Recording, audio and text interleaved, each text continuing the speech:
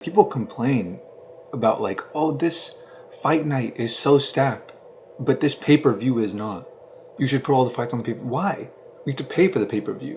Why not put all the stacked fights on the free fight? Personally, I don't care if a fight is on a pay-per-view, on a fight night, if it's some backyard brawl, if it's Paddy Pimblett showing up to someone's gym to do like a sparring session. I don't watch fights to like gamble or like just to get my fix, like I'm addicted to fights. Like I watch fights that I think are interesting, that I think have stories, that I think there's lessons to be learned and things like that, that I actually want to watch, that I get invested in.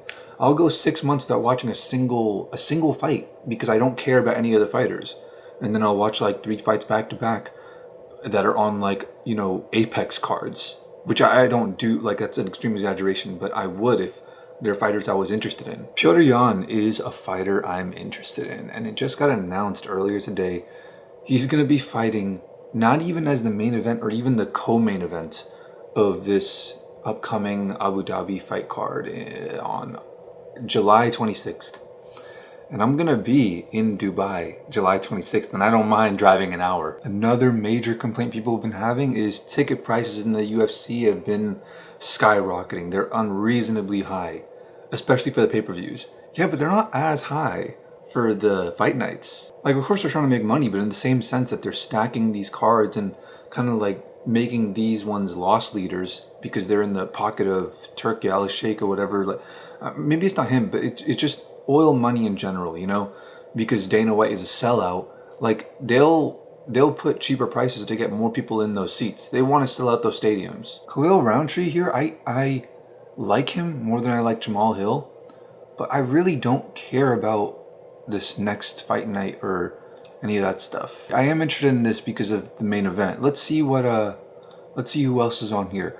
I don't care about Pantoja or Kai Kara France unless he's going to fight Manel Kape, then I care about it, because that was interesting. Moicano, I'm excited to see him fight, as always. Yeah, just the main event that I'm particularly excited about. It's like, dude, Derek Lewis versus Towson Shera. I like Robert Whittaker. I want Rainier de Ridder to win. Shara Bullet's an exciting fighter to watch. And they haven't even updated this with the actual like fight announcements. Look here, you go on Reddit and it's crazy how the main card this is better than 318 and 319. Let's see what 318 and 319 are. This one right here, which the main event, I mean, this is the most hype fight that can happen right now aside from like the super fights. The third fight on here is GM3 versus this other guy who I've never heard of. The third fight is on the fight night is Petr Yan versus Marcus McGee. It started with this problem WTF is going on with UFC ticket prices, where it's just getting out of hand, right? And then there's this complaint right here, which is like these like stacked to an unreasonable level cards that are just kind of like in the middle of nowhere, right? But you can combine these and take advantage of the opportunity. The ticket prices for this are going to be significantly cheaper than any of the like supposedly like main cards, and you're getting better fights. And it just happened to work out. I'm going to be in Dubai from the 20th through the 28th. I'm going to this, bro. I'm going to this right now. When you really look at it, there's 2 guys here. There's multiple guys who are already in a position where if they get a title shot, it's not only like reasonable, it's deserved. And Bryce Mitchell, who I'm a big fan of, dude, this is going to be great. I'm going to this fight 100%. I definitely got lucky with the timing because I'm going to be out there while the fight night is happening. Like I saw that MMA Guru posted this video and then I'm like, wait a second, I'm going to that airport like around that time, right? It just seemed like it matched up and I looked and I'm going to be there. So there's definitely an element of luck, but it's at the same time, it's like, man, people that live there are going to get a good fight. Like you can complain and get mad about it, but there's a silver lining to all of this. You know how they always go like, oh, in times of crisis, like in COVID, you could invest in this thing and make so much money, or like during the housing crisis, you could have bought this stuff, and when the stock market crashes, that's a time to invest. It's like, in this time of crisis in MMA, there's ways to take advantage and get good deals and get good value out of it. Thank you, Dana White, for being so corrupt and so incompetent that 2 wrongs make a right. Tickets confirmed, section 102, 1,400 AED. That's like $400 or something like that. Ticket insurance, no, just got the confirmation email.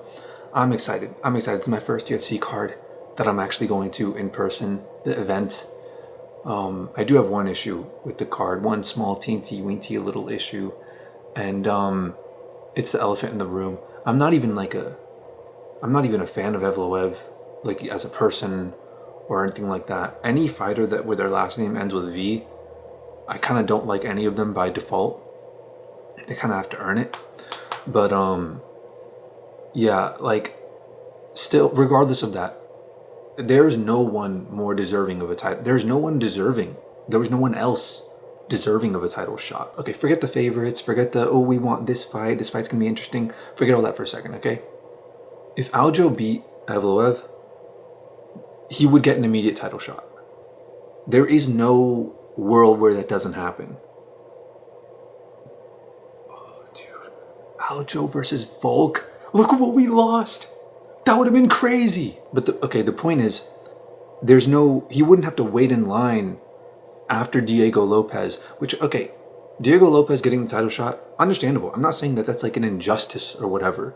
Like, fine, wait in line after Diego Lopez, but then to be going up against a debuting guy, going on a crazy tear, undefeated, and then a guy who's debuting in the UFC, being thrown to the puncher's chance, and then being told after having to wait in line like 3 more spots than the other guy who there's no denying would have gotten a title shot. Dana White says, oh, if he beats Aaron Pico, he's likely to be in the title picture next. What do you mean likely?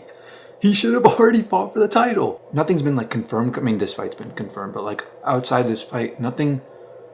There was a little while ago where it was like Diego Lopez versus like some other guy instead of fighting for the title, and then they changed it. Like that got announced and then they changed it up. So it's like Yair Rodriguez fighting for the title hasn't been announced. It's just heavily rumored. So they have time to change it. But I swear if they give Yair the title shot,